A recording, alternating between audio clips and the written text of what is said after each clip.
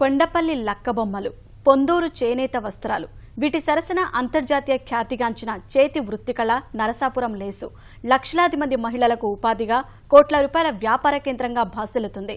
ఆధునిక పోకడలను అందిపుచ్చుకుంటూ వినియోగదారుల మన్ననలు పొందుతోంది. ఏడాదికి 300 కోట్ల రూపాయల వ్యాపారానికి కేంద్రంగా నిలుస్తోంది.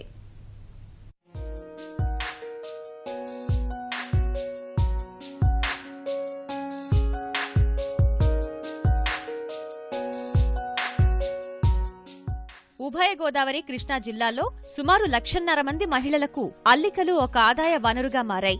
మధ్యతరగతి మహిళలు ఇంటి వద్దే ఉంటూ లేస్ అల్లికలతో ఎంతో కొంత ఆదాయం పొందుతున్నారు.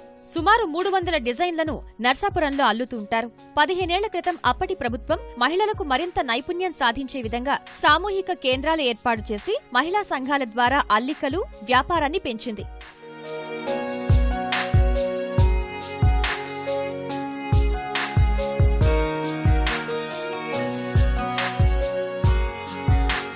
తాజాగా అంతర్జాతీయ ట్రేడ్ సెంటర్ ఏర్పాటుతో లేసు ఉత్పత్తులకు మార్కెటింగ్ సౌకర్యం పెరిగి ఉత్పత్తిదారులకు ఆధునిక అల్లికల్లో శిక్షణలు, మార్కెటింగ్లో నైపుణ్యాలు పెంపొందించడానికి దోహదపడుతుంది.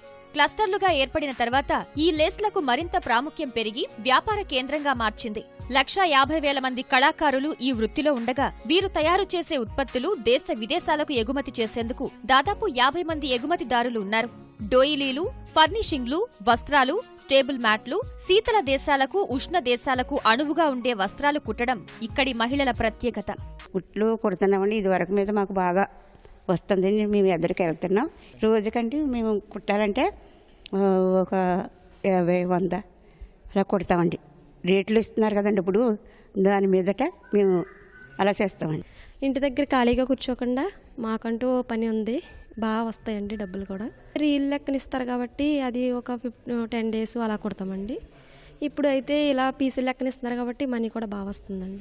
రాష్ట్ర ప్రభుత్వం జిల్లా గ్రామీణాభివృద్ధి సంస్థ ద్వారా నర్సాపురం సమీపాన సీతారాంపురంలో అలంకృతి లేస్ పార్క్ ఏర్పాటు చేసింది.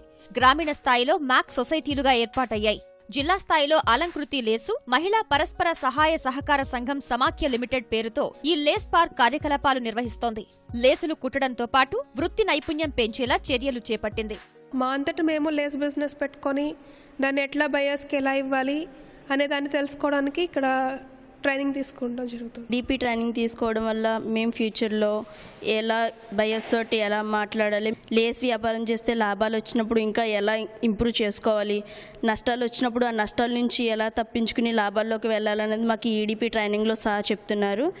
బయర్స్ దగ్గర నుంచి తెచ్చుకుని ఇచ్చి కన్నా మాకు మేము సొంతంగా కొన్ని లేసు తీసుకుని మేమే సొంతంగా అమ్ముకుని అందరికీ ఇచ్చి లాభాలు పొందేలాగా చేద్దామనుకుంటున్నాను సార్.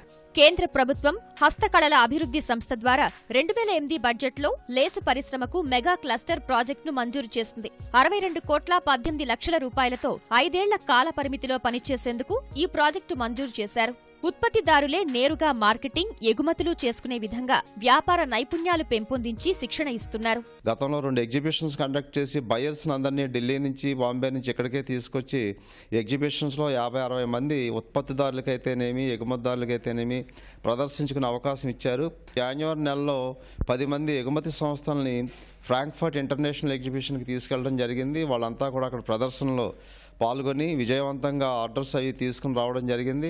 లేస్తో పాటుగా లేసు మరియు క్లాత్ కలిపిని గార్మెంటింగ్లో కూడా మనం ఈ యొక్క మహిళలను తీసుకువెళ్ళాలనే ఉద్దేశంతో జుకీ మిషన్స్ ప్రతి సిఎఫ్సిలోనూ ఏర్పాటు చేసి ఈ యొక్క డిజైన్లు తయారు చేయించే విధంగా మనం వీళ్ళకి ట్రైనింగ్ ఇస్తున్నాం. తయారు చేసినటువంటి లేస్ ఉత్పత్తుల్ని మన దేశంలో ఉన్నటువంటి వివిధ ఎగ్జిబిషన్లో మనం వాళ్ళని పంపించి అక్కడ వాటిని సేల్ చేసి దాని ద్వారా కూడా మన మార్కెట్ చాలా విధాలు తీసుకుంటున్నాము. ట్రేడ్ సెంటర్లలో పెద్ద సంఖ్యలో ప్రదర్శనలు పెంచితే లేస్ ఉత్పత్తిదారులకు, ఎగుమతిదారులకు మంచి ప్రోత్సాహకరంగా ఉంటుందని పలువురు తయారీదారులు అభిప్రాయపడుతున్నారు.